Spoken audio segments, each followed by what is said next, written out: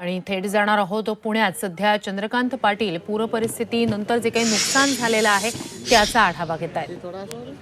नागरिकांशी संवाद साधतायत। अनेक पुण्यातले भाग काल हे पुरात होते। पुराच्या पाण्याचा मोठा फटका नागरिकांना बसलेला आहे। अनेक घरांचं मोठं नुकसान झालेलं आहे। सिंहगड रोडचा संपूर्ण परिसर, निंबज नगरचा परिसर सगळा पाण्याखाली होता। अर्थात पुणेकरांसाठी कालची सकाळच उजाडली ती या पुराच्या पाण्यानं आणि पुरानं वेढा आपल्या घराला दिलेला आहे याच सगळ्या परिस्थितीनं। त्यामुळेच आता चंद्रकांत पाटील नागरिकांशी संवाद साधतायत, त्यांच्या समस्या जाणून घेत आहेत, त्यांचं काय कशा प्रकारे नुकसान झालेलं आहे, ही परिस्थिती कशा प्रकारे टाळता येऊ शकते या सगळ्याबाबतचाच आढावा चंद्रकांत पाटील घेत आहेत।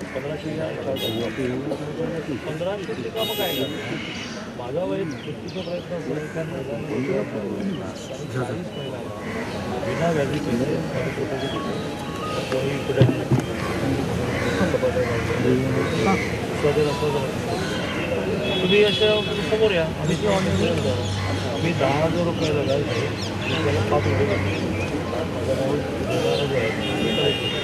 माझा अनुभव खूप चांगला।